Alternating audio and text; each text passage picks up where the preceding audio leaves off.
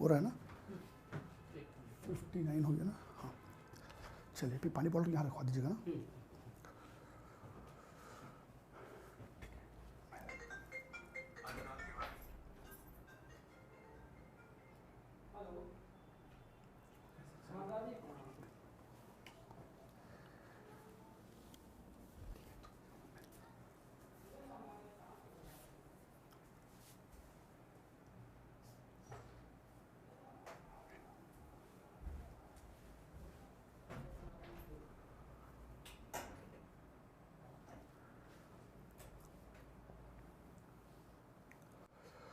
Okay, good evening, good evening. कैसे हैं आप? तो चलिए, क्लास 12th का आज पहला क्लास है। आज हम क्लास 12th का केमिस्ट्री का जो फर्स्ट चैप्टर है सॉलिड स्टेट, उसके बारे में बात करेंगे। आज के क्लास में हम जो ठोस अवस्था है उसके बारे में बात करेंगे। तो सबसे पहले तो आप मुझे ये बताइए कि क्लास 11th में किस तरह की चीज़ें आपके साथ रही हैं, आपका प्रिपरेशन कैसा रहा है, आपके कॉन्सेप्ट कैसे रहे हैं। देखिए, मैं आप सबको व्यक्तिगत तौर पे तो नहीं जानता, लेकिन मैं अपने सभी स्टूडेंट्स के लिए ये लेके चलता हूँ कि मेरा बच्चा जो है वो जितना भी जानता हो, पर जब क्लास 12th में मेरे साथ जब वो रहेगा तो हम सारी जो बेसिक चीज़ें रहेंगे उसको साथ में लेके चलेंगे। मैं क्लास 11th का आपका जो भी कॉन्सेप्ट है, कभी भी अगर वो क्लास 12th में यूज़ होता हुआ दिखा तो मैं आपको उसको साथ में बताते हुए चलूँगा। तो चलिए फिर क्लास 12th का पहला चैप्टर ठोस अवस्था आज हम लोग शुरू करेंगे। तो यहाँ पर अगर हम बात करें ठोस अवस्था की, तो ये बताइए, आप सबको पता होगा कि प्रकृति में जितने भी पदार्थ पाए गए हैं वो आमतौर पर 3 स्टेट में होते हैं, 3 अवस्था में वो पाई जाती है। क्या क्या? सॉलिड, लिक्विड और गैस, ठोस, द्रव और गैस। हालांकि अभी हम चौथे स्टेट में आ चुके हैं। चौथे स्टेट के बारे में हम जानते हैं, प्लाज्मा नाम का चौथा स्टेट भी अभी अवेलेबल है। पर अगर हम क्लास 12 के सिलेबस के बारे में बात करें तो हम क्लास 12 के सिलेबस में 3 स्टेट के बारे में पढ़ेंगे, 3 अवस्था के बारे में पढ़ेंगे। क्या क्या? ठोस, द्रव और गैस। इस चैप्टर में सिर्फ ठोस अवस्था के बारे में पढ़ेंगे। आपको याद होगा क्लास 11th में आप ऑलरेडी गैसियस स्टेट जो है पढ़ चुके हैं, जो गैस अवस्था है वो आप पढ़ चुके हैं। क्लास 12th में हम ठोस अवस्था पढ़ेंगे और साथ ही साथ द्रव अवस्था पढ़ेंगे। तो चलिए फिर स्टार्ट करते हैं ठोस अवस्था के बारे में। तो ये बताइए, नेचर में, प्रकृति में जितने भी पदार्थ पाए गए हैं वो ठोस अवस्था में पाया जाएगा कि द्रव अवस्था में पाया जाएगा कि गैसियस अवस्था में पाया जाएगा? ये कैसे तय होता है भाई? ऐसा कौन सा कारक है जो ये तय करता है कि कोई भी पदार्थ किस अवस्था में पाई जाएगी, ठोस, द्रव या गैस? दरअसल कोई भी पदार्थ के अंदर जो अणु होते हैं या जो परमाणु होते हैं उनके बीच कितना आकर्षण होगा या किस तरह का आकर्षण होगा, यही इस बात को तय करता है कि पदार्थ किस अवस्था में पाया जाएगा। फिर से रिपीट करता हूं, मैंने कहा कोई भी पदार्थ किस अवस्था में पाया जाएगा वो इस बात से तय होता है कि उस पदार्थ के अंदर जो अणु हैं या जो परमाणु हैं या जो आयन हैं उनके बीच किस तरह का आकर्षण है। भाई सिंपल सा लॉजिक है। अगर अणुओं के बीच या परमाणुओं के बीच बहुत अधिक बल पाया जाए, प्रबल बल पाया जाए, तो वो जो पदार्थ है वो ठोस अवस्था में आ जाएगा। अगर अणुओं के बीच आकर्षण बल थोड़ा कम कर दें तो वो लिक्विड बन जाएगा, वो द्रव बन जाएगा। और अगर अणुओं के बीच आकर्षण बल बहुत कम कर दें तो गैसियस स्टेट में चला जाएगा। एक बार फिर से रिपीट करता हूं, मैंने क्या बोला? मैंने बोला कि अगर, ध्यान देंगे, अगर मान लीजिए मेरे पास ये कुछ अणु हैं, ये कुछ कण हैं, इसको आप अणु भी ले सकते हैं या परमाणु भी ले सकते हैं या आयन भी ले सकते हैं। बेटा ये देखिए, मैं यहां पर कुछ स्ट्रक्चर बना के आपको दिखाता हूं। आपके सामने मैं यहां कुछ स्ट्रक्चर्स बनाऊंगा। इन सब को जरा ध्यान से देखिए। इन सब में मैंने यहां पर 3 अलग अलग स्ट्रक्चर बनाए हैं और तीनों में मैंने कणों की जो अवस्था है, उनका जो व्यवस्था है, उसको अलग अलग तरीके से बनाया है। इसमें आप साफ साफ देख सकते हैं कि सारे अणु जो हैं वो एकदम पास पास जुड़े हुए हैं। क्यों? क्योंकि इन सभी अणुओं के बीच कुछ खास तरह का बल पाया जा रहा है जो कि सच में बहुत स्ट्रांग है, प्रबल बल है। तो क्या होता है, जब अणुओं के बीच या परमाणुओं के बीच बहुत प्रबल बल पाया जाए, आकर्षण बल पाया जाए, स्ट्रांग बॉन्ड पाया जाए, तो फिर वो ठोस अवस्था में पाया जाएगा, यानी कि वो सॉलिड स्टेट में होगा। और अगर अणुओं के बीच आकर्षण बल थोड़ा कम हो जाए, अणुओं के बीच अगर आकर्षण बल थोड़ा कम हो जाए, तो फिर वो द्रव अवस्था में पाया जाएगा, यानी कि लिक्विड स्टेट में पाया जाएगा। और अगर ऐसे अवस्था के बारे में बात करें जिसमें या तो अणुओं के बीच आकर्षण बल नहीं है या फिर बहुत कम है, अगर हम इस अवस्था के बारे में बात करें जिसमें आप कहेंगे कि अणुओं के बीच कोई आकर्षण बल नहीं है या बहुत कम है, इस तरह के अवस्था को हम क्या कहते हैं बेटा, गैसियस अवस्था बोलते हैं, या सिंपल भाषा में इसको हम लोग गैसियस स्टेट कहते हैं। शुरू में लोग ऐसा मानते थे कि गैस के जो अणु होते हैं उनके बीच आकर्षण बल नहीं होता। शुरुआत में लोग ऐसा सोचते थे कि जो अणु होते हैं इनके बीच आकर्षण बल नहीं होता। बाद में एक साइंटिस्ट जिनका नाम था वंडरवॉल, ये आपने क्लास 11 में पढ़ा होगा, वंडरवॉल नाम के साइंटिस्ट ने पहली बार बताया कि गैस के जो अणु होते हैं उनके बीच भी आकर्षण बल होता है। हालांकि वो आकर्षण बल बहुत कमजोर सा होता है, वीक होता है, और उस आकर्षण बल को हम लोग वंडरवॉल आकर्षण बल कहते हैं या वंडरवॉल फोर्स कहते हैं। तो एक बार फिर से रिपीट कर दूं, कोई भी पदार्थ किस अवस्था में पाया जाएगा, कोई भी पदार्थ किस अवस्था में पाया जाएगा, वो इस बात से तय होता है कि उसके अणुओं के बीच कितना आकर्षण बल है। अगर आकर्षण बल बहुत ज्यादा हुआ तो फिर वो ठोस अवस्था में पाया जाएगा, बल थोड़ा सा कम कर दें तो लिक्विड स्टेट में, और अगर आकर्षण बल नहीं के बराबर हो जाए तो वो गैस हो जाएगा। चलिए ठीक है, तो फिलहाल तो हम इस चैप्टर में सिर्फ और सिर्फ ठोस अवस्था के बारे में बात करेंगे। तो अब यहां से हम लिक्विड स्टेट को और गैसियस स्टेट को यहां पर छोड़ देंगे और हम अब यहां से आगे ठोस अवस्था के बारे में बात करेंगे। ठीक है, अब होता क्या है, नेचर में, प्रकृति में जितने भी तरह के ठोस पाए गए हैं, आप अपने आसपास देखिए, कोई भी ठोस पदार्थ अगर आपके सामने है तो तय है कि वो दो कैटेगरी में बांटा गया होगा, दो तरीकों से उसको वर्गीकरण किया जाता है। तो गौर सुनेगा, मैंने कहा प्रकृति में जितने भी ठोस पाए गए हैं वो दो तरह के ही होंगे, सिर्फ दो तरह के। पहला जिसे हम कहते हैं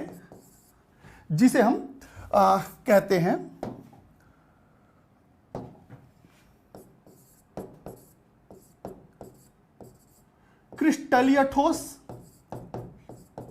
और एक होता है बेटा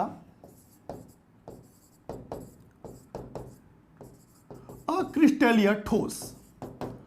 तो मैंने कहा दो तरह के ठोस प्रकृति में पाए जाएंगे, एक होता है जिसे हम कहते हैं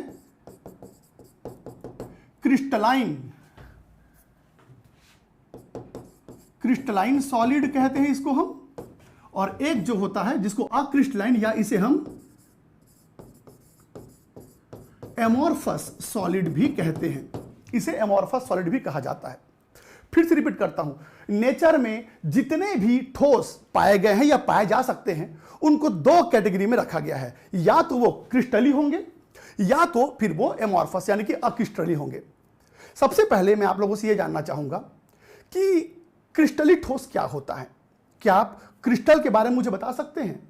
आपके हिसाब से क्रिस्टल या क्रिस्टली ठोस क्या होता है, क्रिस्टलाइन सॉलिड क्या होता है, मुझे बताएंगे? आपके हिसाब से क्रिस्टल का क्या मतलब है? सिर्फ क्रिस्टल वर्ड सुनते दिमाग में क्या आता है?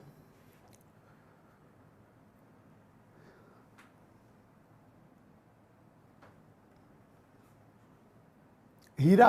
हाँ, सही बात है, हीरा एक क्रिस्टल का एग्जाम्पल है। पर मैं एग्जाम्पल नहीं पूछ रहा हूं, मैं आपसे एग्जाम्पल नहीं पूछ रहा हूं, मैं आपसे यह पूछ रहा हूं कि क्रिस्टल का क्या मतलब होता है। चलिए ठीक है, मैं हर एक का कमेंट तो नहीं पढ़ पाऊंगा, पर मुझे पता है मैं जब भी ये प्रश्न पूछता हूं क्रिस्टल क्या होता है या क्रिस्टलाइन सॉलिड क्या होता है, तो अक्सर मुझे जवाब आता है कि जो चमकीला होता है, जो नुकीला होता है, इस तरह की चीजें, जो चमकता है, इस तरह के मुझे जवाब मिलते हैं। जब हम क्रिस्टल शब्द का प्रयोग करते हैं तो हमको अक्सर दिमाग में आता है कि वो चमकीला होगा, वो थोड़ा नुकीला होगा, उसके जो सतह होंगे वो काफ़ी चिकने होंगे। इस तरह के आमतौर पर जवाब मुझे मिलते हैं। पर ध्यान सुनेगा, मैं आपको क्रिस्टल के दो एग्जाम्पल बताता हूं। एक डायमंड यानी कि हीरा, हीरा क्रिस्टलाइन है और नमक NaCl भी क्रिस्टलाइन है। पर दोनों में तो जमीन आसमान का फर्क है। एक इतना महंगा पदार्थ है और एक कितना सस्ता है ना। हीरा कितना महंगा होता है और जो नमक है वो कितना सस्ता होता है। साथ ही साथ देखने में भी वो बहुत अधिक समान रूप से नहीं दिखते, फिर भी दोनों क्रिस्टलाइन है। तो क्रिस्टलाइन का क्या मतलब होता है, तो गौर सुनेगा, मैं आपको डायमंड यानी कि हीरा और नमक दोनों का स्ट्रक्चर एक साथ बना के दिखाता हूं। जरा गौर से देखिएगा। ये देखिए बेटा, ये मैं डायमंड का, अच्छा आपको तो पता है ना बेटा, डायमंड के अंदर कार्बन के एटम होते हैं। ये लीजिए, ये मैंने डायमंड का एक स्ट्रक्चर बना लिया। सबको पता है डायमंड के अंदर कार्बन के एटम्स यानी कि अणु पाए जाते हैं। और NaCl भी देख लेते हैं बेटा। ये देखिए, ये NaCl है, ये NaCl का एग्जांपल ले लेते हैं। अब मुझे बताओ, यहां पर मैंने दो स्ट्रक्चर आपके सामने रखा, एक NaCl का और एक डायमंड का। अब ये बताओ, दोनों क्रिस्टलाइन है, पर दोनों में क्या समानता है? आप मुझे बता सकते हैं इनके संरचना में, इनके स्ट्रक्चर में क्या सिमिलैरिटी आपको दिख रहा है, क्या समानताएं आपको नजर आ रही है? बताएंगे?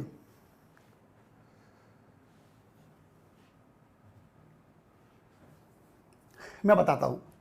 इनमें समानता है, इनके जो कण हैं उनके बीच एक फिक्स डिस्टेंस का होना, एक निश्चित दूरी का होना। जरा ध्यान से देखो, जरा ध्यान से देखो, यहां पर इस कार्बन और इस कार्बन के बीच जितना दूरी है उतने इस कार्बन और इस कार्बन के बीच भी है, इस कार्बन और इस कार्बन के बीच भी है, यहां भी उतना ही डिस्टेंस है, यहां भी उतना ही डिस्टेंस। तो आप देख सकते हैं हर एक कार्बन दूसरे कार्बन से एक जैसी दूरी पर है। और यहां पर देखो, हर एक Na, हर एक Cl से एक जैसी दूरी पर रखा गया है। आप देख सकते हैं बेटा, हर एक आयन एक दूसरे से बराबर दूरी पर है। तो निष्कर्ष ये निकला कि आपके सामने इस बात से कोई फर्क नहीं पड़ता कि कौन सा पदार्थ है।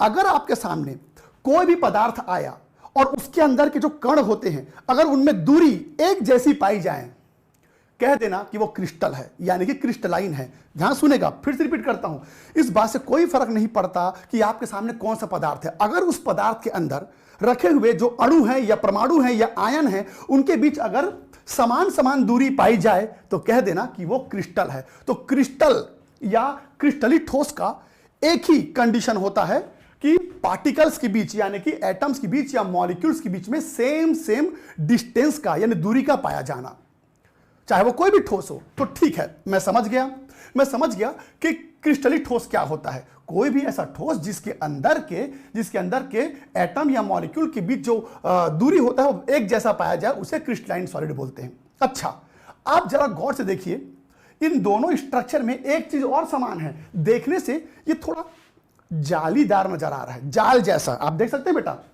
इनको देखने से लगता है ये जाली है या जाल जैसा है। आपने क्लास 11th में एक शब्द पढ़ा होगा, क्रिस्टली जाल। क्रिस्टली जाल जिसको हम लोग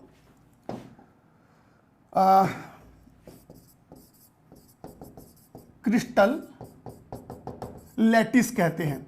ये बताइए, क्या आपने ये शब्द सुना है, क्रिस्टली जाल?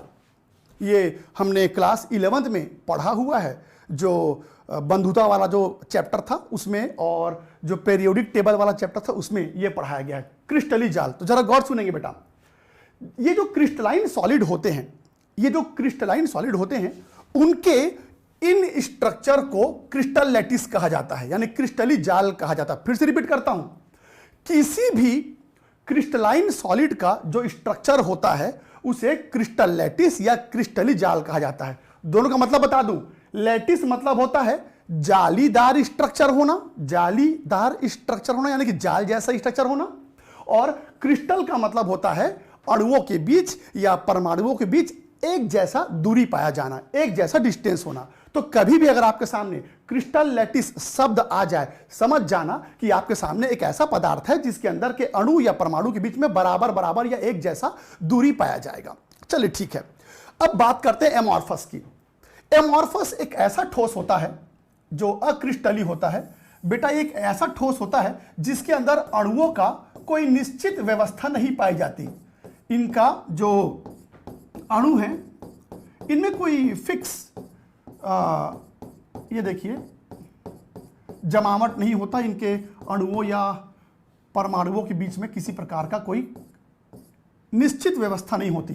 ये एकदम रैंडम होते हैं, तितर बितर। कहीं पर आपको ज्यादा अणु नजर आएंगे और कहीं पर आपको कम अणु नजर आएंगे। इसमें कोई खास व्यवस्था नहीं होती। तो कोई भी ऐसा ठोस जिसके अंदर के अणुओं के बीच कोई निश्चित व्यवस्था ना पाई जाए, इसे एमॉर्फस कहा जाता है। अब इसका क्या एग्जाम्पल है? तो एमॉर्फस का सबसे बेस्ट एग्जाम्पल है रबर। रबर, तो जो रबर का टुकड़ा होता है वो एमॉर्फस होता है। इसके अलावा एक डाउट बच्चों को होता है, खैर आप तो अब 12वीं क्लास से पहुंच गए हैं। जो छोटे क्लास के बच्चे होते हैं उनको लगता है कि जो कांच होता है, कांच यानी कि ग्लास, छोटे बच्चे जो 9th क्लास में होते हैं या 8th क्लास में होते हैं उनको लगता है ग्लास क्रिस्टलाइन होता है या क्रिस्टल होता है। कभी देखना, आप कभी मार्केट जाते हो तो मार्केट में वो ग्लास का बना हुआ क्रिस्टल मिलता है जिसको हम ऐसे घर में लटकाते हैं। कभी ऐसा ब्रेसलेट के रूप में यूज करते हैं, कभी पेंडेंट के रूप में यूज करते हैं। लड़कियां कान में भी क्रिस्टल जैसा कुछ पहनते हैं। तो बेटा वो ग्लास का बना होता है और ग्लास क्रिस्टल नहीं होता। ऐसा कुछ लोग सोचते हैं कि जो ग्लास है यानी कि कांच है, कांच जो है वो क्रिस्टली होता है, लेकिन ग्लास जो है वो एमॉर्फस है, वो अक्रिस्टलीय सॉलिड है। क्योंकि उसके अंदर का जो अणु होते हैं उनमें कोई खास व्यवस्था नहीं होता। उसके जो पार्टिकल्स होते हैं वो यहां वहां रैंडमली रहते हैं। तो चलिए, अभी तो मैंने पहले आप लोगों को एक साधारण अंतर बताया है क्रिस्टली ठोस और एमॉर्फस ठोस के बारे में। पर एग्जाम में, बोर्ड एग्जाम में क्वेश्चन आता है कि कम से कम 3 अंतर लिखिए क्रिस्टलाइन सॉलिड और एमॉर्फस सॉलिड के बीच में। मैंने कहा एग्जाम में क्वेश्चन पूछा जाता है क्रिस्टली ठोस और जो अक्रिस्टली ठोस है उसके बीच में अंतर बताइए। तो एक अंतर आप समझ गए क्या? पहला अंतर, जो क्रिस्टली ठोस होते हैं उनमें अणुओं या परमाणुओं के बीच में एक निश्चित व्यवस्था पाई जाती है, जबकि एमॉर्फस में जो एटम्स या मॉलिक्यूल होते हैं उनमें कोई खास पैटर्न नहीं होता, कोई खास अरेंजमेंट नहीं होता। चलिए एक काम करते हैं, पहले क्रिस्टलाइन सॉलिड और एमॉर्फस सॉलिड के बीच में क्या अंतर होता है उसे एक बार शॉर्ट में डिस्प्ले करता हूं मैं। उसके बाद एक एक पॉइंट को मैं आपके सामने एक्सप्लेन करूंगा। तो यहां पर ये देखिए, यहां पर कुछ अंतर मैंने लिखे हुए हैं क्रिस्टली ठोस और अक्रिस्टली ठोस के बीच में। तो ये जो चीजें यहां पर लिखी हुई हैं इसको मैं एक एक करके एक्सप्लेन करूंगा। आप एक काम कीजिए, पहले ना इसका एक स्क्रीनशॉट ले लो, फिर मैं इसका आपको एक्सप्लेन करता हूं। बेटा इसका स्क्रीनशॉट ले लेंगे प्लीज, फिर ये सारे पॉइंट एक एक करके मैं कवर करता हूं।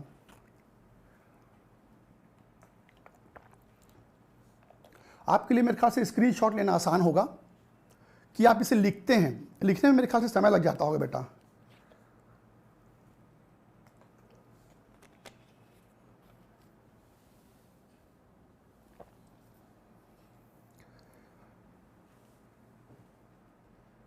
चलो ठीक है, तो मेरे ख्याल से आप लोगों ने इसका स्क्रीनशॉट ले लिया होगा।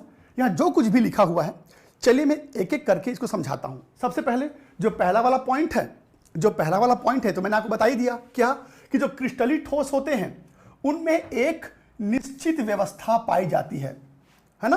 मैंने कहा कि जो क्रिस्टली ठोस होते हैं उसमें एक निश्चित व्यवस्था पाई जाती है, सिस्टमैटिक अरेंजमेंट पाया जाता है। और जो अक्रिस्टली ठोस होता है उसमें कोई खास व्यवस्था नहीं होती, उनमें कोई निश्चित क्रम नहीं होता। किसके बीच? अणुओं के बीच। ठीक है, इसके बाद देखिए यहां पर एक शब्द का प्रयोग किया गया है, परासक्रम। परासक्रम, इसमें लिखा हुआ है कि क्रिस्टली ठोस जो होते हैं ये दीर्घ परासक्रम होते हैं, जबकि ये जो होते हैं ये दीर्घ परासक्रम नहीं होते, लघु परासक्रम होते हैं। अब इसका क्या मतलब है? जरा समझिएगा। दरअसल इसका मतलब यह है कि यहां पर ये जो मैंने डायमंड का स्ट्रक्चर बनाया है या NaCl का स्ट्रक्चर बनाया है, जो क्रिस्टलाइन सॉलिड होते हैं ना उनके अंदर अणुओं के बीच बिल्कुल सिस्टमैटिक अरेंजमेंट होता है, बहुत ही अच्छे से उनकी व्यवस्था की जाती है, और आप उस ठोस में कितने भी दूर तक जाओ वो व्यवस्था बिगड़ेगी नहीं। मैंने कहा कि जो क्रिस्टलीय ठोस होता है उसका आप कितना भी बड़ा स्ट्रक्चर ले लो, आप यहां से वहां तक जाओगे तो पूरे शुरू से लेकर अंत तक आपको अणुओं के बीच सही सही व्यवस्था मिलेगी, व्यवस्था आपको बिगड़ी हुई नजर नहीं आएगी। लेकिन जो एमॉर्फस सॉलिड होता है, अगर एक बड़ा सा आप एमॉर्फस सॉलिड लेते हो और आप यहां से वहां तक जाओगे तो शुरू में हो सकता है आपको अणुओं के बीच थोड़ी व्यवस्था मिल भी जाए, पर ज्यादा दूर तक वो व्यवस्था बनी नहीं रह सकती। तो जो एमॉर्फस सॉलिड होता है उनमें जो अणुओं की व्यवस्था है वो ज्यादा दूर तक व्यवस्थित तरीके से नहीं रहती, वो निश्चित क्रम में नहीं रहता, वो रैंडम हो जाता है। तो उसमें वही लिखा हुआ है, देखो ना जरा, यहां पर अगर आप यहां से जाओगे तो एकदम निश्चित व्यवस्था बनी हुई, कार्बन के बाद कार्बन कार्बन कार्बन कार्बन सब एक जैसे दूरी में है। पर जरा यहां तो देखो, मैं यहां से जब जाना चालू करता हूं इस तरफ, तो आप देखेंगे कि अचानक कहीं पर ज्यादा पार्टिकल है, कहीं पर कम पार्टिकल, तो इसमें आपको अणुओं का कोई खास व्यवस्था अधिक दूरी तक नजर नहीं आएगी। तो यहां पर जो सेंटेंस लिखा हुआ था ना, यहां पर जो सेंटेंस लिखा हुआ था दीर्घ परासक्रम, इसका मतलब अधिक दूरी तक जाने पर भी आपको सही सही अणुओं के बीच व्यवस्था मिलेगी, और इसमें कुछ खास व्यवस्था नहीं रहता। चलिए अब इसके बाद एक दूसरे पॉइंट पे आते हैं। जो क्रिस्टलीय ठोस होते हैं इनका जो गलनांक होता है वो तीक्ष्ण होता है, और इसमें जो गलनांक होता है अक्रिस्टलीय ठोस का वो निश्चित नहीं होता। चलिए जरा इसका मतलब समझते हैं, इस चीज का जरा मतलब समझते हैं। ये बताइए किसी भी ठोस का जो गलनांक होता है वो किस बात पे डिपेंड करता है? किसी भी ठोस का जो मेल्टिंग पॉइंट होता है, जो गलनांक होता है, ये जो गलन ऊर्जा होती है वो किस चीज पे डिपेंड करता है? क्या आपको पता है कि किसी भी ठोस को जब हम ऊष्मा देते हैं, हीट देते हैं, तो उस ठोस के अंदर, गौर सुनेगा, उस ठोस के अंदर जितने भी अणु होंगे या परमाणु होंगे, मैं आपको यह बता रहा हूं कि किसी चीज को गलाने का क्या मतलब होता है, गलन ऊर्जा क्या होती है, गलनांक क्या होता है। तो जरा गौर सुनेगा, होता क्या है कि किसी भी ठोस में ये जो अणु होते हैं इनके बीच एक आकर्षण बल पाया जाता है बेटा, और जब भी आप किसी ठोस को हीट करते हो, यानी कि उसको ऊष्मा देते हो, तो इनके बीच ये जो बॉन्ड बना है ये टूटने लगता है, ये जो बीच बीच में जो बंध बना है ना ये टूटने लगता है, ये बॉन्ड जो है वो टूटने लगता है। तो ये बताइए कि अगर इस बॉन्ड को तोड़ने में, इस बंध को तोड़ने में जितना ऊर्जा लगेगा, इस बंध को तोड़ने में भी उतनी ही ऊर्जा लगेगी बेटा, क्योंकि बॉन्ड की दूरी एक जैसी है। ये तो आपको पता है ना कि जो छोटा बॉन्ड होता है उसको तोड़ने में ज्यादा ऊर्जा लगता है, और जो बड़ा बॉन्ड होता है उसे तोड़ने में कम ऊर्जा का उपयोग करना पड़ता है। ये बात आपको ही पता होगा। तो अब ये बताइए, इस पूरे स्ट्रक्चर में हर एक एटम के बीच एक जैसा डिस्टेंस है, एक जैसी दूरी है, तो स्वाभाविक सी बात है कि इस बंध को तोड़ने में जितनी ऊर्जा लगी होगी इसको भी लगी होगी, इसको भी लगी होगी, और ये जो डिस्टेंस बना हुआ, ये जो दूरी बनी हुई है, ये कभी चेंज नहीं होगा बेटा, ये जो दूरी है ये कभी बदल नहीं सकता। तो अब ये बताओ, अगर मैं इस ठोस का गलनांक पता करूं, यानी कि ये पता करूं कि कितना ऊर्जा देने पर ये सारे बंध तोड़े जा सकते हैं, तो बेटा ये जो सारे बंध हैं वो एक जैसे हैं, ये सारे बंध एक जैसे हैं। ऐसा थोड़ी है कि आज ये ठोस ऐसा नजर आ रहा है तो कल इनके बीच की दूरी अचानक से बढ़ जाएगी, ऐसा तो नहीं हो सकता। जब भी हमारे सामने एक क्रिस्टलीय ठोस आ जाए तो समझ जाना कि अणुओं के बीच जो दूरी है वो हमेशा हमेशा के लिए निश्चित रहेगी, फिक्स रहेगा। तो क्योंकि इनके बीच का जो दूरी है, गौर सुनेगा, जो बीच का जो दूरी है वो हमेशा फिक्स रहता है, इसलिए इनको तोड़ने के लिए लगने वाला ऊर्जा और तापमान भी हमेशा फिक्स होगा। इसीलिए कहते हैं कि जो क्रिस्टलाइन सॉलिड होता है इनका जो गलनांक है वो हमेशा फिक्स रहता है। जैसे एग्जांपल के तौर पर NaCl, बेटा NaCl का जो गलनांक होता है वो 801 डिग्री सेल्सियस होता है, 801 डिग्री सेल्सियस। वहीं पर कॉपर सल्फेट का जो गलनांक होता है वो तकरीबन 200 डिग्री सेल्सियस, और ये फिक्स रहता है, ये निश्चित रहता है, ये कभी चेंज नहीं होता। तो होता क्या है कि जितने भी क्रिस्टलाइन ठोस होते हैं उनके अंदर के अणुओं का जो दूरी है वो हमेशा फिक्स रहता है, इसलिए उनको तोड़ने के लिए लगने वाला ऊर्जा भी हमेशा फिक्स रहता है, उसको तोड़ने के लिए लगने वाला तापमान भी हमेशा फिक्स रहता है। इसीलिए कहते हैं कि जो क्रिस्टली ठोस होते हैं इनका जो गलनांक है वो लगभग फिक्स रहता है, कभी चेंज नहीं होता। लेकिन जो अक्रिस्टली ठोस होते हैं उनका कोई एकदम निश्चित गलनांक नहीं होता। जो एमॉर्फस सॉलिड होता है उनका कोई निश्चित गलनांक नहीं होता, क्योंकि उनके जो अणु होते हैं उनमें कोई निश्चित व्यवस्था ही नहीं पाई गई है, अरेंजमेंट ही फिक्स नहीं है। तो स्वाभाविक सी बात है कि उनका जो मेल्टिंग पॉइंट है वो भी फिक्स नहीं रहेगा। चलो ठीक है, यहां पर दो बातें समझनी है आपको। पहला कि जो क्रिस्टली ठोस होते हैं, पहली बात उनका जो गलनांक है वो एकदम निश्चित रहता है। पहला पॉइंट, गलनांक फिक्स रहता है। और दूसरा पॉइंट, बहुत हाई रहता है। तो हमेशा याद रखना, जो क्रिस्टली ठोस होते हैं ना, इनका जो गलनांक है इनका मान बहुत ज्यादा होता है। देखो ना 800 डिग्री सेल्सियस, ये छोटा मोटा वैल्यू नहीं है। तो अच्छा, कभी आप लोगों ने, मैं आपसे ऐसे पूछता हूं, नमक को पिघलते देखे हो? बताइए मेरे को, क्या आपने नमक को पिघलते हुए देखा है?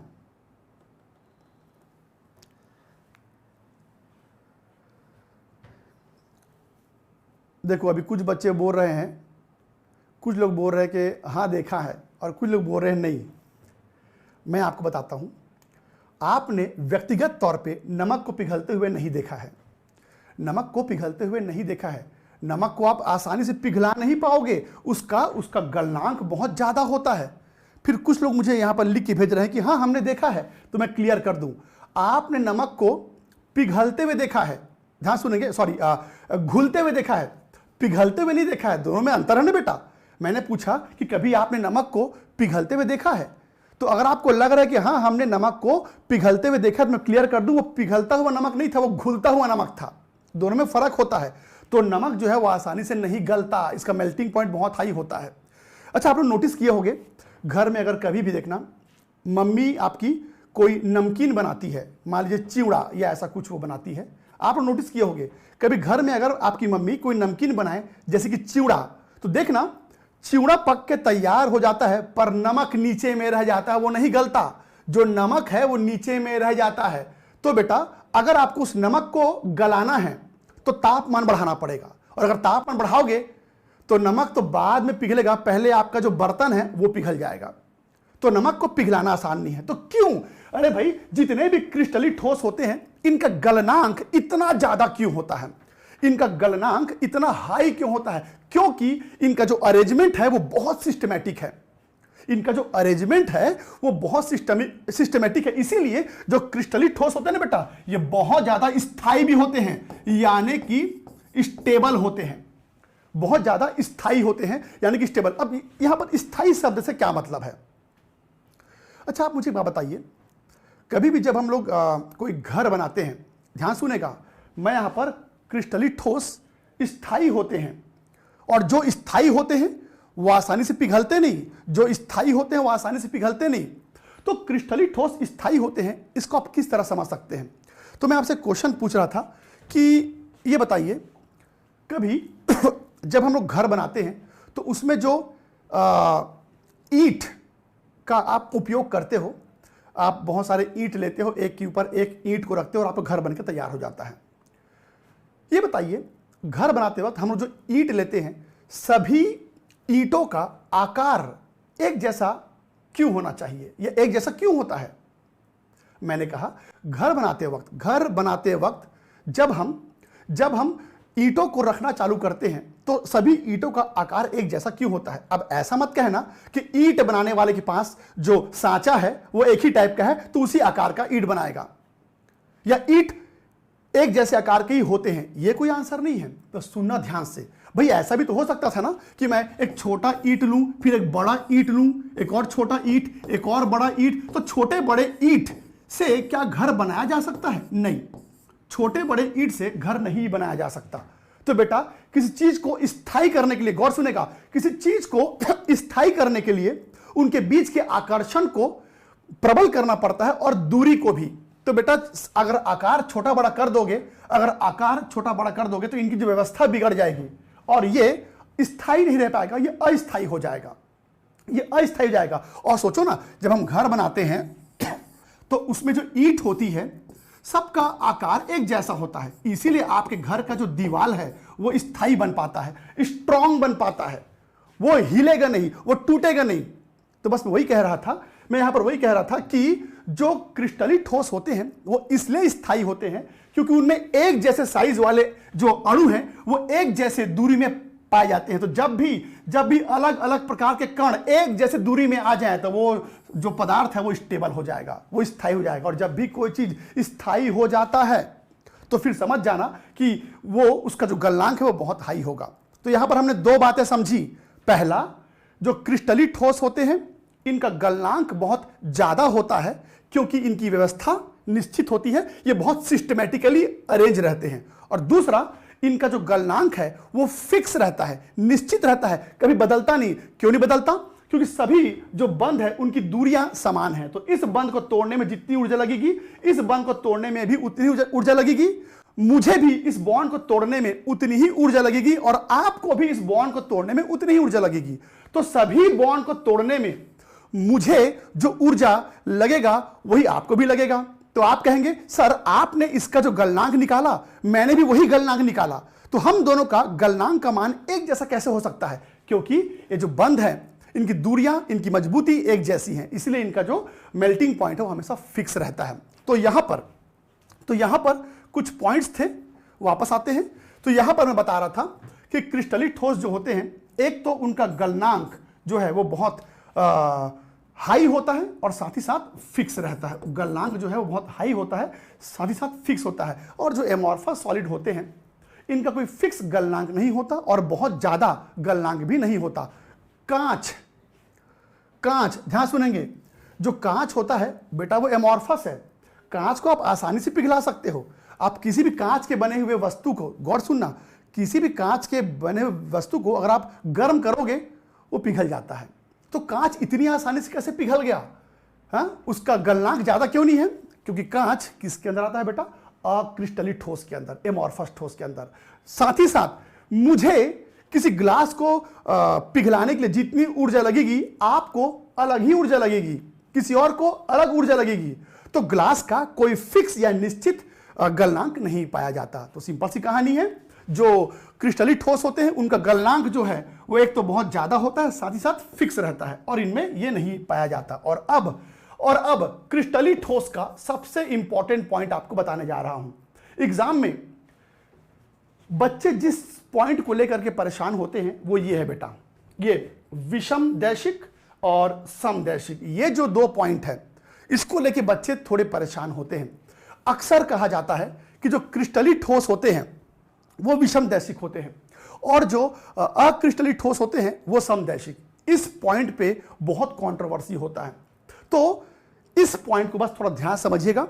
सारे पॉइंट तो आसान थे, थोड़ा बहुत क्लास 11 से संबंधित भी था, पर ये आपके लिए एकदम नया है, विषमदैशिक और समदैशिक। चलो इसको जरा समझते हैं। असल में होता क्या है कि ध्यान सुनेंगे बेटा, पहले ना मैं एक काम करता हूं, यहां पर एक क्रिस्टली ठोस बना लेता हूं। यहां हम क्रिस्टली ठोस ले लेंगे और यहां पर अक्रिस्टली ठोस लेंगे, इसको एमॉर्फस भी कहते हैं। अब चलिए ध्यान से सुनेंगे। हाँ जी, मैं यहां पर क्रिस्टली ठोस का एक स्ट्रक्चर आपके सामने बनाता हूं। थोड़ा ध्यान समझिएगा प्लीज, ये बहुत इंपॉर्टेंट पॉइंट है बेटा, एग्जाम में बहुत ज्यादा पूछा जाता है।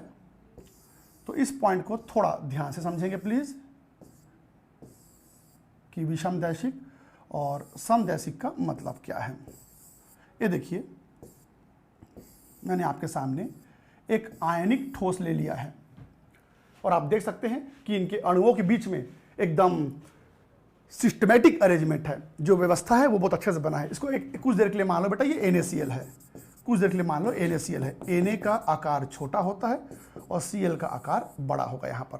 तो ये यहाँ पर मैंने इस तरह से इसको बना दिया हुआ है, तो आप इसको NaCl मान लीजिए। और एमॉर्फस का कोई भी एक एग्जाम्पल ले लेते हैं। ये देखो, तो एमॉर्फस में वैसे भी कोई निश्चित व्यवस्था तो होती नहीं। जो एमॉर्फस, जो अक्रिस्टलीय ठोस होते हैं, इनमें अणुओं के बीच कोई खास व्यवस्था नहीं पाई जाती, वो ऐसे ही यहाँ वहाँ रैंडम रहते हैं। ये देखिए, इसको अपन एमॉर्फस मान लेते हैं, एमॉर्फस मान लेते हैं। अब चलिए एकदम ध्यान सुनेगा, एग्जाम में क्वेश्चन आता है, एग्जाम में क्वेश्चन आता है कि जो क्रिस्टलीय ठोस होते हैं, जो क्रिस्टलीय ठोस होते हैं ये विषमदैशिक होते हैं, और जो एमॉर्फस होते हैं वो समदैशिक।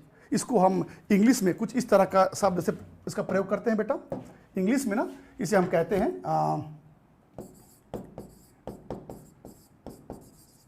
एनआइसोट्रॉपिक, और यानी कि विषमदैशिक, और इसे हम कहते हैं आइसोट्रॉपिक यानी कि समदैशिक। ध्यान सुनेंगे। अब इन शब्दों का थोड़ा सा मतलब समझने की कोशिश कीजिएगा, एकदम गौर सुनना।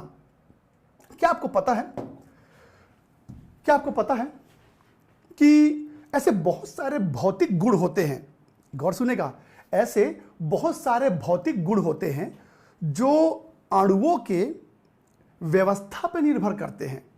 ध्यान सुनेगा, ऐसे बहुत सारे भौतिक गुण होते हैं पदार्थों के जो अणुओं के व्यवस्था पर निर्भर करते हैं। अगर अणुओं की व्यवस्था बदल दी जाए तो कुछ ऐसे भौतिक गुण होते हैं जो बदल जाते हैं, जैसे कि जो प्रकाश होता है उसकी गति, जो प्रकाश की गति है वो जब प्रकाश किसी एक माध्यम से दूसरे माध्यम पे जाता है, और आपने मेरे ख्याल से पढ़ा ही है ना, आप लोअर क्लास से पढ़े हो इसको। जैसे ये देखो, ऐसा मान लीजिए ये एयर है और ये वाटर है, तो आप सबको पता होगा कि लाइट जो है यानी कि जो प्रकाश है वो एयर यानी कि जो ये जो एयर वाला मीडियम है इसमें उसकी गति अलग होगी, और पानी के अंदर उसकी गति, प्रकाश की गति अलग होगी।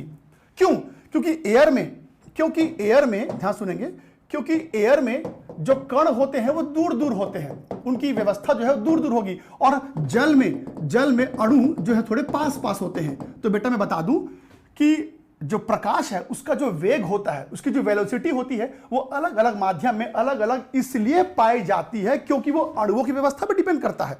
अगर अणु दूर दूर होंगे तो लाइट का वेलोसिटी थोड़ा ज्यादा होगा, और अणु अगर पास पास होंगे तो लाइट का जो वेलोसिटी है वो थोड़ा कम हो जाएगा।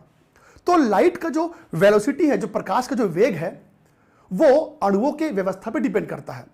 इसके अलावा जो विद्युत चालकता है, या जो इसको बोलते हैं थर्मल कंडक्टिविटी, ये भी अणुओं के व्यवस्था पर निर्भर करता है। साथ ही साथ इलेक्ट्रिकल कंडक्टिविटी और ऊष्मा, ध्यान सुनेंगे, जो ऊष्मा चालकता है, थर्मल कंडक्टिविटी, ये सब ऐसे प्रॉपर्टी है जो अणुओं के बीच पाए जाने वाले व्यवस्था पर निर्भर करता है। तो मैंने कहा ऐसे तो बहुत सारे पदार्थों के गुण पाए जाते हैं, पर कुछ भौतिक गुण ऐसे होते हैं जो अणुओं के व्यवस्था पे निर्भर करता है। बस इतनी सी बात आपको याद रखनी है। कुछ भौतिक गुण जैसे कि प्रकाश का वेग, ऊष्मा चालकता, वैद्युत चालकता, ये सब ऐसे गुण हैं जो अणुओं की व्यवस्था पे निर्भर करता है। बस इतनी सी बात आपको याद रखनी है। तो चलिए जरा यहां वापस आते हैं। मैं एक काम करता हूं, इस ठोस में अलग अलग दिशाओं से, ध्यान सुनना, अलग अलग दिशाओं से किसी गुण को मैं चेक करने की कोशिश करूंगा। फिर रिपीट करता हूं, मैं इस ठोस में किसी एक भौतिक गुण को अलग अलग दिशाओं से चेक करने की कोशिश करूंगा और देखता हूं मुझे क्या नतीजा मिलेगा, तो एक काम करते हैं, चीजों को थोड़ा आसान बनाने के लिए मैं ना प्रकाश का वेग जो है आपके सामने रखता हूं, जो लाइट का जो वेलोसिटी है वो आपके सामने रखता हूं। तो अब यहां देखना, एकदम गौर से देखेंगे, इसमें, हाँ जी, यहां देखना बेटा, मैं यहां पर कुछ डायरेक्शन बनाऊंगा। सबसे पहले मैंने यहां पर ले लिया डायरेक्शन ए। ध्यान सुनेंगे, मैं यहां पर कुछ आपके लिए डायरेक्शन बना रहा हूं, एक मिनट। हाँ, इसको अपन लेते हैं ए दिशा। तो अगर मैं ए दिशा से आगे बढ़ूं तो मेरे सामने जो बड़े अणु हैं वो आएंगे, तो मेरे सामने सिर्फ बड़े अणुओं की व्यवस्था मेरे सामने आई। अगर मैं यहां पर दिशा बी ले लेता हूं, तो अगर मैं बी दिशा से आगे बढ़ता हूं तो मेरे सामने छोटे अणुओं की व्यवस्था जो है वो सामने आ रही है, जब मैं, गौर सुनेंगे, जब मैं दिशा सी ले लेता हूं तो बेटा सी दिशा में जब मैं जाता हूं तो एक बार बड़ा अणु, एक बार छोटा, एक बड़ा, एक छोटा, इस तरह की व्यवस्था मिली। तो आप देख सकते हैं कि इस ठोस में अलग अलग दिशाओं में मुझे कणों का अलग अलग व्यवस्था देखने को मिल रहा है। फिर रिपीट करता हूं, इसमें अलग अलग दिशा से जब मैं आगे बढ़ता हूं तो मुझे इन अणुओं की जो व्यवस्था है वो अलग अलग दिखाई दे रही है। और बेटा सिंपल सी बात है, मैंने कहा था कुछ ऐसे भौतिक गुण होते हैं जो अणुओं के व्यवस्था पर निर्भर करता है। तो स्वाभाविक सी बात है, इस तरफ व्यवस्था अणुओं की अलग है, इस तरफ व्यवस्था अणुओं की अलग है, इस तरफ व्यवस्था अणुओं की अलग है। तो कोई भी भौतिक गुण जब मैं इस दिशा से नापूंगा तो अलग आएगा, इस दिशा से, इस रास्ते से नापूंगा तो अलग आएगा, इस रास्ते से नापूंगा तो अलग आएगा। तो होता क्या है, जो क्रिस्टलाइन सॉलिड होते हैं उसे विषम दैशिक क्यों बोलते हैं? क्योंकि अलग अलग दिशाओं से किसी भौतिक गुण का जब आप मापन करते हो और उसका मान अलग अलग आए तो हम कहते हैं ऐसे ठोस को कि वो एन आइसोट्रॉपिक है, यानी कि विषम दैशिक है। फिर रिपीट करता हूं, क्योंकि यहां पर अलग अलग दिशाओं में अणुओं की व्यवस्था अलग अलग है, तो स्वाभाविक सी बात है वे सारे भौतिक गुण जो अणुओं की व्यवस्था पर निर्भर करेंगे वो इन सभी दिशाओं में अलग अलग पाई जाएंगी, क्योंकि अलग अलग दिशाओं में अलग अलग अणुओं की व्यवस्था है। पर इसमें आते हैं, इसमें चलो एक काम करते हैं। कोई अगर आपसे कहेगा कि चलिए इस ठोस में किसी एक दिशा से आगे बढ़ो, चलो बताओ, अगर मैं यहां से आगे बढ़ता हूं तो मुझे क्या मिल रहा है? अनिश्चित व्यवस्था। ध्यान सुनना, कोई फिक्स व्यवस्था नहीं है। इधर से गया, मुझे एक अनिश्चित व्यवस्था मिला। इधर से जाता हूं तब भी मैं सेम वाक्य का प्रयोग करूंगा। इस दिशा से गया तब भी मुझे अनिश्चित व्यवस्था मिली अणुओं का। जब मैं इस दिशा से जा रहा हूं तब भी मुझे अनिश्चित व्यवस्था मिल रही अणुओं का। तो बेटा जो अक्रिस्टलाइन ठोस होते हैं उसमें आप किसी भी दिशा से जाओ, जो भौतिक गुण है वो एक समान होगा, क्योंकि अव्यवस्था सब तरफ एक जैसा है। क्योंकि जो अव्यवस्था है वो सब तरफ एक जैसा है, तो इसीलिए गौर सुनेंगे, इसमें आप किसी भी दिशा से आप जाओ सब तरफ आपको एक जैसा अव्यवस्था मिलेगा, इसीलिए इसमें भौतिक गुण सब तरफ एक जैसा रहेगा। पर इसमें अणुओं की व्यवस्था सब तरफ अलग अलग है, तो भौतिक गुण जो है जो अणुओं की व्यवस्था पर निर्भर करते हैं, स्वाभाविक सी बात है अलग अलग दिशाओं में अलग अलग आपको देखने को मिलेगा। तो यहां पर जो सेंटेंस लिखा हुआ है, यहां पर जो सेंटेंस लिखा हुआ है विषम दैशिक, उसका मतलब समझ गए आप लोग कि कोई भी ऐसा ठोस जिसके अलग अलग दिशाओं से जाने पर अलग अलग भौतिक गुणों का मान आपको मिलेगा, उस तरह के ठोस को विषम दैशिक बोलते हैं। और किसी भी ठोस में आप किसी भी दिशा से जाओ आपको एक जैसा भौतिक गुण मिलेगा, उसे बोलते हैं बेटा समदैशिक। तो ये जो पॉइंट है, ये वाला पॉइंट, इसको लेके थोड़े बच्चे कंफ्यूज रहते हैं। तो आप एक काम करो, इसे मेरे ख्याल से आप इसको स्क्रीनशॉट ले चुके हैं एक बार ना मेरे ख्याल से आप इसका स्क्रीनशॉट ले चुके हैं, एक बार आप इसको और अच्छे से देख लो। कोई डाउट है तो पूछिए, फिर मैं आगे बढ़ता हूं बेटा।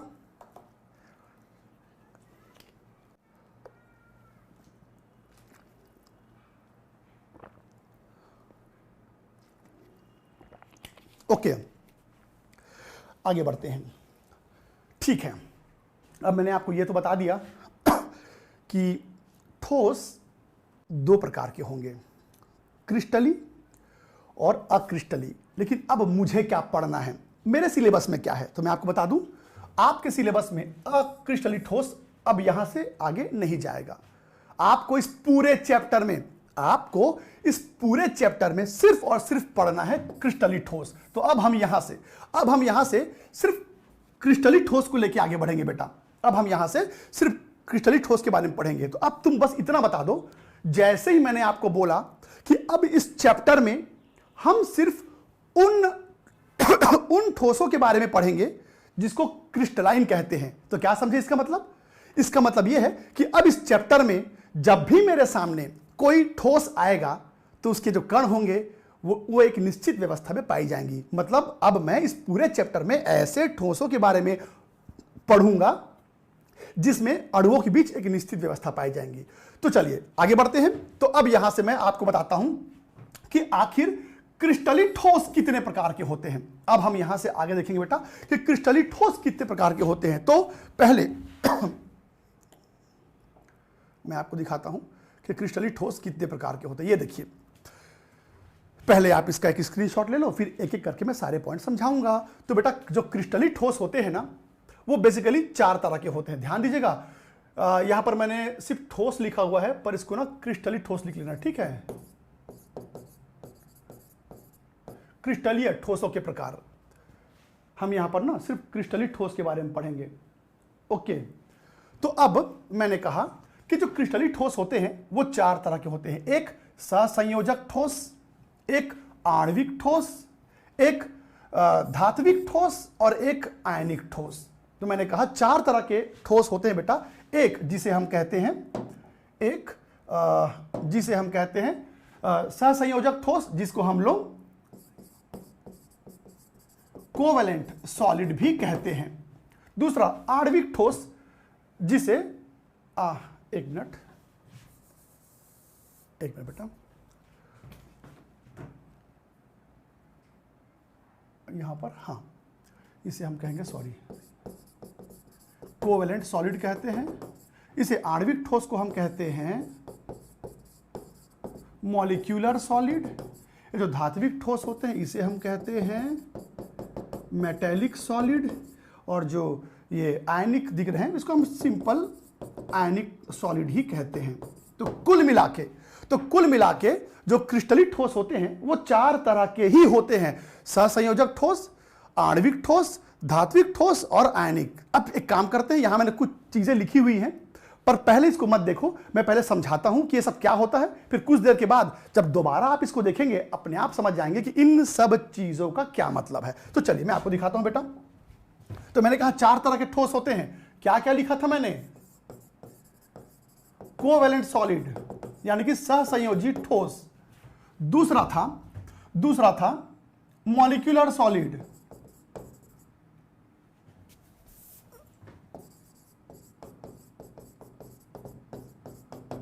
यानी कि आणविक ठोस। फिर तीसरा था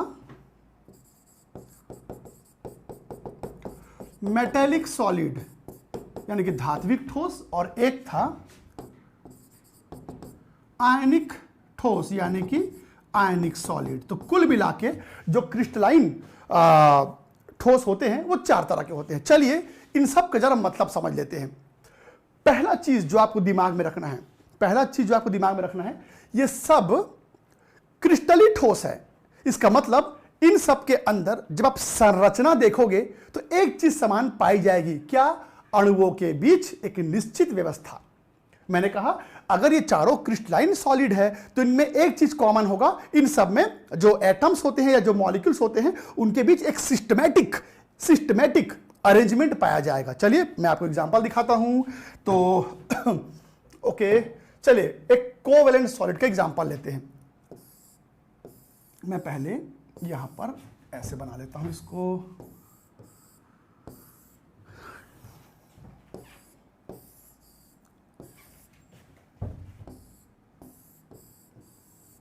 ये देखो, ओके। अब इसके अंदर कुछ अणु ले लेते हैं। मैंने यहां पर कार्बन ले लिया, ठीक है। ये देखो बेटा, कार्बन कार्बन कार्बन जब नजर आए तो आप उसको डायमंड मान के चल सकते हो। तो ये डायमंड है, मान लो ये डायमंड है। हाँ जी। और इसमें आते हैं मॉलिक्यूलर। अच्छा पहले एक एक करके समझते हैं, ठीक है, ज्यादा अच्छा रहेगा। पहले इसमें आते हैं। तो यहां पर सहसंयोजी ठोस किसे कहते हैं? सहसंयोजी ठोस किसे कहा जाता है? ऐसा ठोस जिसके अंदर, गौर सुनेंगे, ऐसा ठोस जिसके अंदर पाए जाने वाले परमाणु आपस में सहसंयोजी बंध से जुड़े होते हैं। ऐसे ठोस को हम बोलते हैं बेटा सहसंयोजी ठोस या कोवेलेंट सॉलिड। फिर रिपीट करता हूं, ऐसा ठोस जिसके अंदर पाए जाते हैं कोवेलेंट बॉन्ड यानी कि सहसंयोजी बंध। तो कोई भी ऐसा ठोस जिसके अंदर के जो परमाणु होते हैं वो सहसंयोजी बंध से जुड़े होते हैं, ऐसे ठोस को सहसंयोजी ठोस कहा जाता है या कोवेलेंट सॉलिड कहते हैं। अच्छा, अब आते हैं बेटा मॉलिक्यूलर सॉलिड। आप ना मुझे किसी ऐसे ठोस का एग्जाम्पल बताओ जिसके अंदर अणु होता है। ये तो परमाणु है, ये तो एटम है, ये तो एटम्स हैं, परमाणु है। आप कोई ऐसा ठोस बताओ जिसमें अणु होता है, यानी कि मॉलिक्यूल होता है, मॉलिक्यूल्स होता है। जल्दी बताओ कोई भी ऐसा ठोस जिसमें मॉलिक्यूल पाया जाता है। ठोस बोला है बेटा, ज्यादा अच्छा है आप वाटर मत लिखो, बर्फ लिखो, आइस, आइस। ओके, मैंने ठोस बोला है, तुम लोग वाटर लिख रहे हो, वाह।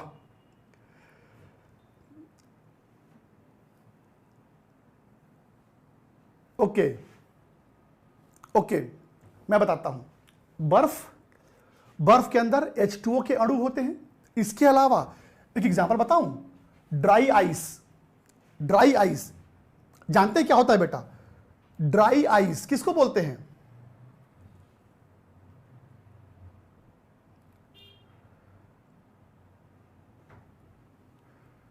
ड्राई आइस, अरे वो देखो किसी फंक्शन वगैरह में, किसी प्रोग्राम में कोई ऐसा चल के आ रहा होता है और नीचे जमीन में वो सफेद सफेद धुआं उड़ रहा होता है। अरे वो स्टेज में कोई परफॉर्म कर रहा है तो वो नीचे में ऐसा धुआं उड़ रहा होता है। आजकल शादियों में अच्छा ट्रेंड चल रहा है, दूल्हा दुल्हन आते हैं स्टेज की तरफ और नीचे वो धुआं निकल रहा होता है। वो क्या है बेटा? Dry ice. ड्राई आइस तो जानते हो, ड्राई आइस जो होता है, ड्राई आइस जो होता है वो एक मॉलिक्यूलर सॉलिड है। और जानते हैं इसमें कौन सा मॉलिक्यूल होता है? CO2। CO2 ड्राई आइस किसको बोलते हैं बेटा? जब CO2 को ठोस अवस्था में लिया जाए, जब CO2 को ठोस अवस्था में लिया जाए तो इसी को ड्राई आइस कहा जाता है। जब भी CO2 को ठोस अवस्था में लिया जाए इसे ड्राई आइस कहा जाता है। और इनके बीच जो आकर्षण बल होता है, इनके बीच जो आकर्षण बल होता है उन्हें अंतः आणविक आकर्षण बल कहते हैं, या उसे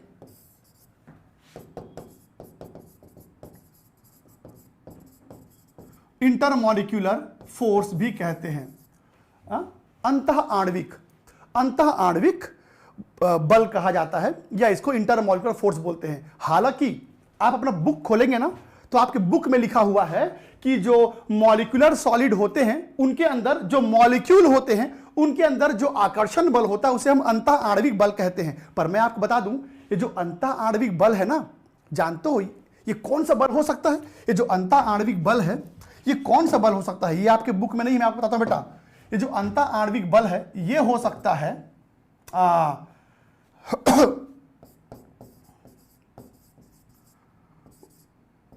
वंडरवॉल फोर्स, या फिर यह हो सकता है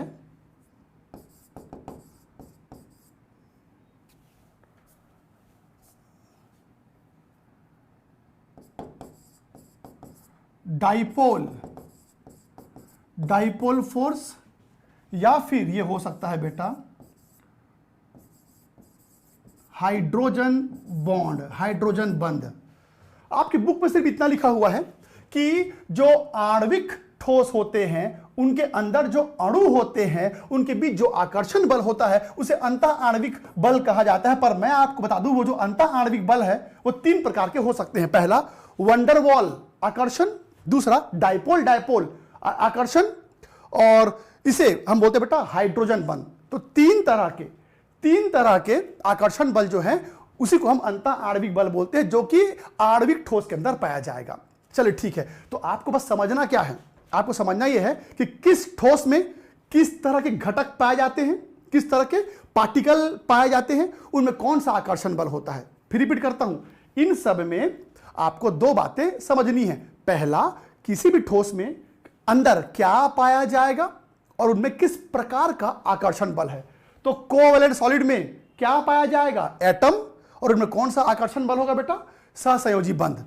जो मॉलिक्यूलर ठोस होता है उसके अंदर अणु यानी कि मॉलिक्यूल पाए जाएंगे, और उसके अंदर कौन सा बल होगा? अंतर आणविक बल। इसमें आते हैं मेटालिक सॉलिड। अभी मेटालिक सॉलिड में सुन के आप समझिए बेटा, यहां पर हम बात कर रहे हैं धात्विक ठोस की। तो एग्जाम्पल के लिए हम लोग लोहा ले लेते हैं, आयरन। तो आपको पता है कि जो आयरन होता है ये एक धातु है, और धातुओं के बीच जो आकर्षण बल पाया जाता है धातुओं में ये जो परमाणु आप देख रहे हैं ना बेटा, इन परमाणुओं में जो आकर्षण बल पाया जाता है इसे कहा जाता है मेटेलिक बॉन्ड, यानी कि धात्विक बंध।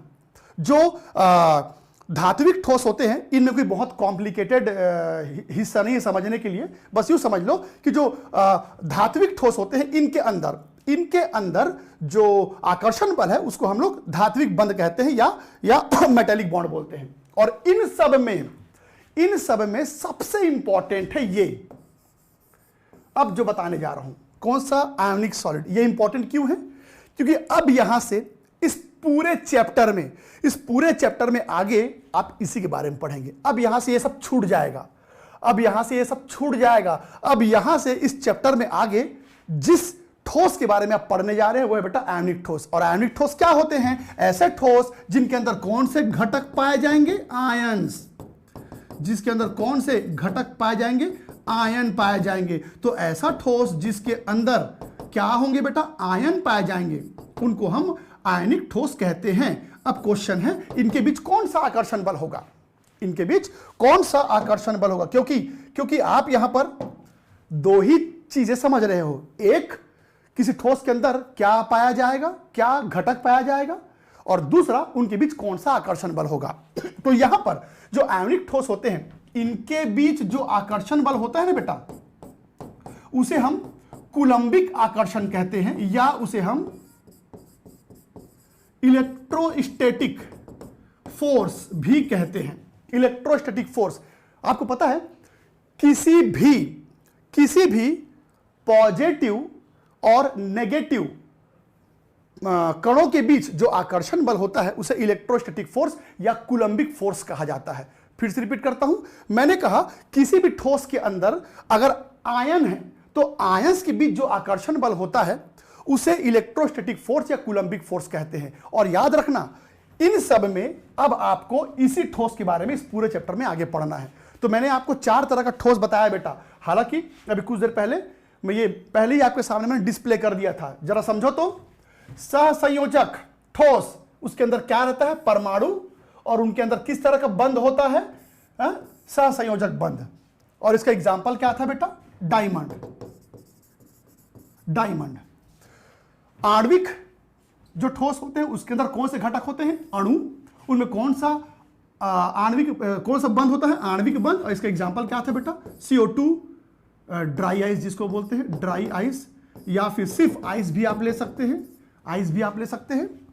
धात्विक के अंदर धात्विक अणु पाए जाते हैं उनमें धात्विक बंध होता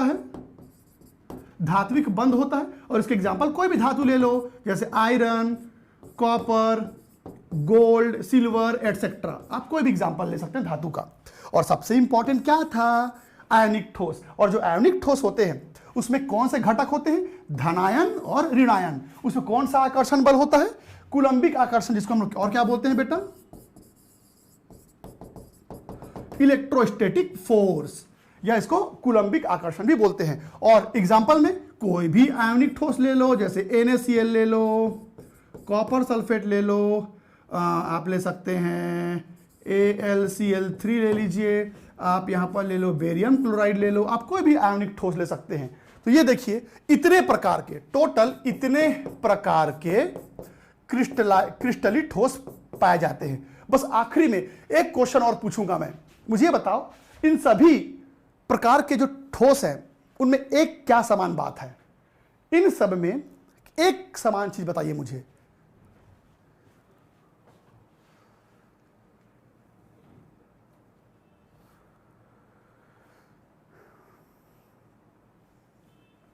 हाँ बेटा, यस, इन सभी में, मैंने पूछा था कि इन सभी में क्या समान बात है? एक चीज, इस वक्त ये जो 4 ठोस आप देख पा रहे हैं इनमें जो कण हैं, जो घटक है, उनके बीच दूरी एक जैसी है। ये देखो, यहां जितना दूरी यहाँ भी उतनी दूरी, यहाँ भी उतना ही दूरी, यहाँ भी उतना ही दूरी, यहाँ भी उतना ही दूरी, यहाँ जितना डिस्टेंस, यहाँ भी वही डिस्टेंस, यहाँ भी वही डिस्टेंस, यहाँ भी वही डिस्टेंस, यहाँ जितना दूरी, यहाँ भी उतनी ही दूरी, यहाँ भी उतनी ही दूरी, यहाँ भी उतनी ही दूरी, यहाँ जितना डिस्टेंस, यहाँ भी उतना ही डिस्टेंस, यहाँ भी उतना ही डिस्टेंस। तो इन चारों में एक चीज कॉमन है, ये चारों क्या है बेटा? क्रिस्टली ठोस। इसीलिए इन चारों में एक चीज समान है, कणों के बीच, घटकों के बीच एक जैसी दूरी का पाया जाना। तो मैं शुरू में बोल दिया था कि कोई भी ऐसा ठोस जिसमें जो घटक होते हैं, जो अणु होते हैं, जो परमाणु होते हैं, उनमें अगर एक जैसा दूरी पाया जाए तो क्रिस्टली ठोस कहलाएगा। चलिए इसका स्क्रीनशॉट ले लीजिए, इसके बाद वाले का भी मैं स्क्रीन आपके सामने रखूंगा।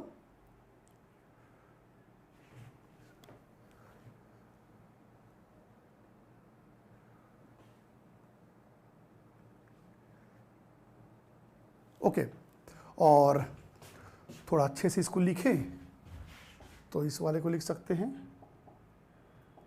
हाँ इसका भी स्क्रीनशॉट ले लीजिए।